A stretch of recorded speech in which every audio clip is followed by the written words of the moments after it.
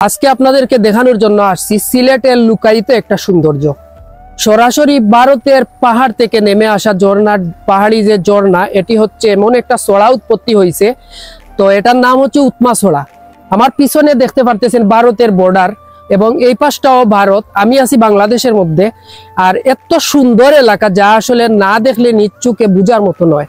সিলেট শহরের অথবা সিলেটের বাইরে থেকে অনেকেই জানেন না এই জায়গাটা এত সুন্দর একটা জায়গা।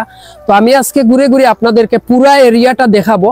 পুরা ভিডিওটা দেখবেন, সাথে থাকবেন এবং আমি শেষ পর্যন্ত দেখানোর চেষ্টা করব। চলেন ঘুরে ঘুরে পুরো এরিয়াটা দেখি।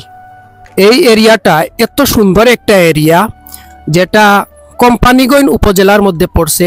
আর এই যে গ্রাম পড়ছে বাংলাদেশের, এই গ্রামের নাম হচ্ছে বনপুর আদর্শ গ্রাম। আর আমার সামনে দেখতে পারতেছেন এটা হচ্ছে ভারত, সরাসরি এটা ভারত।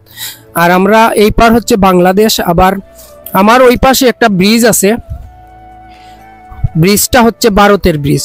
তো আমরা একেবারে ব্রিজের নিচে যাব, ব্রিজের নিচে যাওয়ার চেষ্টা করব, সেখানে গিয়ে আপনাদেরকে দেখাবো। তো এখানকার পানি দেখেন, এত সুন্দর স্বচ্ছ পানি, ঠান্ডা পানি। এখানে গোসল করলেও অনেক আরামদায়ক একটা সময় কাটানো যাবে গরমের সময়। তো আমি নিচে যাই, নিচে গিয়ে পুরাটা আপনাদেরকে একটু দেখাই।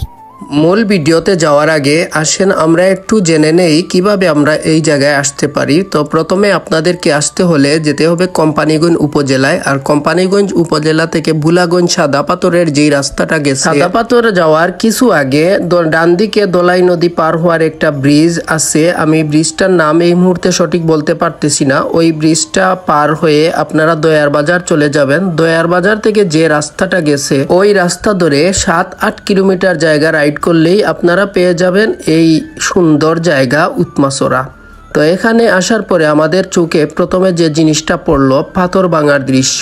এখানে প্রতিনিয়ত চলে পাথর ভাঙা, আর অবৈধভাবে পাথরগুলো ভেঙে প্রতিটি বাড়িতে এভাবেই নিয়ে রাখা হচ্ছে পাথরগুলো। আর পরবর্তীতে পাথরগুলো বিক্রি করা হয় বাইরা এলাকায়। তো এখন আসেন আসল সৌন্দর্যটা আমরা দেখি। প্রথমেই এই যে ব্রিজটা দেখা যাচ্ছে, এই ব্রিজটা হচ্ছে ভারতের। আর ঠিক পাশেই কাঁটাতারের বেড়া দেখা যাচ্ছে। আর ব্রিজের সাইডে কিছু সংখ্যক ছেলেরা এখানে কি একটা জিনিস খাচ্ছিল, সম্ভবত কাঁঠাল খাচ্ছিল। আমি ওদেরকে জিজ্ঞেস করতেছিলাম। তো তারপরে আমি একেবারে ঢুকে গিয়েছিলাম ভারতের ভিতরে। এখন যে জায়গায় আছি এটা হচ্ছে ভারতের এরিয়া। আমি ধীরে ধীরে মানে বাংলাদেশের সাইডেই যাব আর সৌন্দর্যটা আপনাদেরকে দেখাই। এই পাশ থেকে পানি নেমে আসছে বাংলাদেশের ভিতরে ভারত থেকে। আর পানির যে শব্দটা এত সুন্দর লাগে আর এত ভালো লাগে। এই পানিটাও অনেক ঠান্ডা ছিল, পানিটা অনেক আরামদায়ক এবং এত পরিষ্কার পানি। তো আমরা অনেক সময় ধরে এই পানিতে গোসল করেছি, অনেক মজা করেছি আর জায়গাটা উপভোগ করেছি। তারপরে আমি একটু পাহাড়ে উঠলাম। পাহাড়ে উঠে এই গাছটাকে আমার মনে হচ্ছে ড্রাগন ফলের গাছ, আপনারা একটু জানাবেন। এই দুইটা গাছ পেলাম। আর পাহাড়ের সৌন্দর্যটাও অনেক সুন্দর। তো আজকের ভিডিওটা বেশি লম্বা করব না, এই পর্যন্ত। ভিডিওটা কেমন লাগলো কমেন্ট করবেন, কমেন্ট করে জানাবেন। যদি ভালো লেগে থাকে অবশ্যই লাইক কমেন্ট শেয়ার দিয়ে সাথে থাকবেন। ধন্যবাদ সবাইকে ভিডিও দেখার জন্য।